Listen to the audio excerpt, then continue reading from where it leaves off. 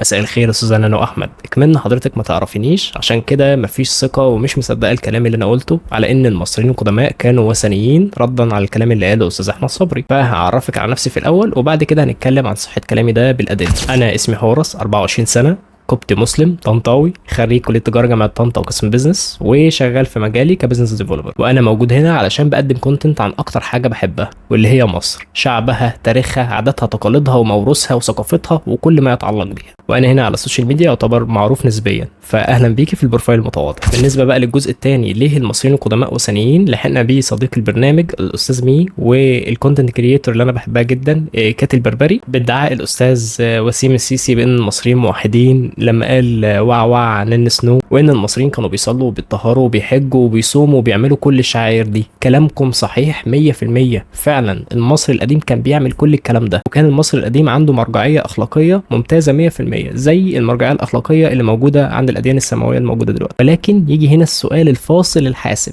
هل الشعائر اللي هي الصلاة والصوم والحج وكل الكلام ده كان المصري القديم بيأديها لإله الإسلام اللي احنا بنعبده دلوقتي، ولا كان بيأديها لآلهة كتيرة مختلفة كانت موجودة على أيامه باختراعه؟ وعشان نعرف كده هناخد بداية القصة من أولها خالص. المصريين القدماء كان عندهم لكل مدينة أو إقليم في مصر ليه رواية للخلق مختلفة، كل إقليم كان له آلهة وكان له ديانة. فاحنا عندنا 3 روايات أساسية للخلق في مصر القديم، وكل رواية كانت في مدينة: رواية هليوبلس وأشمون ومنف. رجالة هليوبلس كانوا معتقدين إن كل الآلهة اللي موجودة جاية من إله واحد، هو أكبر إله فيهم، وهو الإله الأب، وهو خلق نفسه بنفسه، وبعد كده خلق من نفسه بقية الآلهة اللي تحته. فرواية أهل هليوبلس كان عندهم 9 آلهة أساسيين، والإله الأب اللي هو الكبير اللي فيهم كان اسمه أتون. أتون بعد ما خلق نفسه خلق من نفسه إلهة وإله، ذكر وانتاج. فكانوا عايزين يتكاثروا، فالاتنين اتجوزوا بعض وخلفوا 4 آلهة، 2 ذكورة و2 نوتي. الإلهين هما ست وأوزير، اللي الناس بتقول عليه أوزير ده اللي هو سيدنا إدريس يعني، والاتنين الآلهة الستات اللي هما إيزيس ونفتيس. وطبعا بعد كل ده أوزير هيتجوز إيزيس وهيخلفوا لنا حورس، العين الساهرة والدرع الحامي لمصر، واللي بعد كده هينتقم لابوه من عمه ست،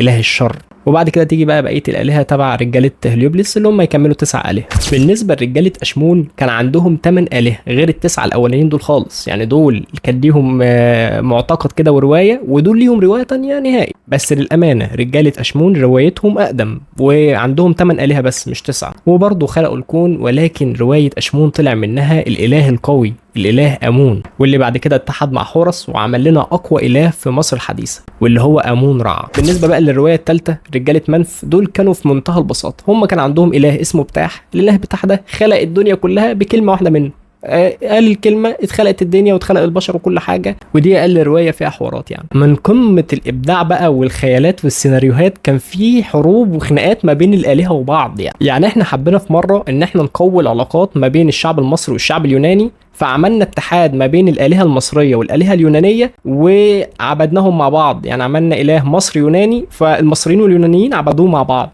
علشان نبقى كلنا يعني ايه واحدة واحدة. فتخيلوا كمية الآلهة اللي كانت موجودة في مصر القديمة، اللي احنا أصلا في آلهة احنا ما نعرفش اسمها، آلهة كتيرة جدا، وكل إله كان عنده معبد، وكل معبد كان فيه كهنة، والكهنة دول كانوا بيلموا القرابين من الشعب المصري الغلبان. فالمصريين القدماء دول هم اللي اخترعوا الوثنية. يعني بعد ما كان الإنسان البدائي كان بيعبد رموز القوة اللي قدامه، كان يعبد تمساح، كان يعبد نار، كان يعبد شمس، اقوى حاجه بالنسبه له كان بيعبدها. فالمصري القديم خد من الرموز دي جسدها على هيئه تماثيل، سواء كان رموز حيوانات سواء كان رموز بالطبيعه، وعبدها، عمل لها معابد وعمل لها قرابين وعمل لها كتب دينيه، وكان بيؤمن بالبعث والخلود، ان في جنه وفي نار وان في الهه هتحاسبه. فوجود الالهه عند المصري القديم ده كان لابد وضروري.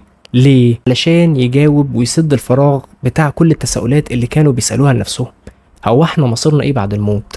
هو احنا جينا هنا ليه وجينا هنا ازاي؟ اكيد احنا مش هنفنى، اكيد ان في حياة اخرى بعد الموت. فكانوا بيحاولوا ان هم يخلقوا اجابات علشان تطمنهم وعلشان يعيشوا مرتاحين، وعلشان برضو الحكومات المصرية تقدر تلجم الشعب وتعرفهم ان في قوة عظمى هتقدر تعاقبهم لو هم غلطوا من وراهم. فاكيد اله الاسلام اللي احنا بنعبده دلوقتي مش واحد من ضمن يعني مئات الآلهة اللي كانت موجودة في مصر القديم، لأن كل الآلهة اللي موجودة في مصر القديمة دي هي من اختراع وابتكار وفن المصري القديم، لأنه كان وثني. ده حتى إخناتون لما جه قال لهم يا جماعة انتوا هتسيبوا كل الآلهة الكتير اللي انتوا بتعبدوها دي وكلنا هنتجمع ونعبد إله واحد رمزه الشمس، هو برضه كان هنعبد وثن يعني هنعبد صنم برضه في الأول وفي الآخر.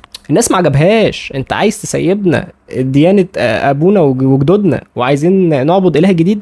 ده بمجرد انه مات عملوا ثورة ورجعوا يعبدوا امون رع تاني، من يعني خلاص هو ده الهنا. فمش علشان انت بتحب اجدادك لازم يبقوا بيتدينوا نفس الديانة او بيعتقدوا نفس الاعتقاد اللي انت بتعتقده. هم كانوا ناس كويسين، كانوا ناس اذكياء، كانوا ناس طيبين الى اقصى مدى، فادوا الارض، واحنا لغايه دلوقتي عايشين على علومهم. انا بحبهم جدا يعني، حتى لو هم مش نفس معتقدي، مش لازم يبقى كلنا نفس المعتقد عشان نحب بعض. وكان معكم حورس قبط مسلم، ويلا اقعدوا بالعافيه.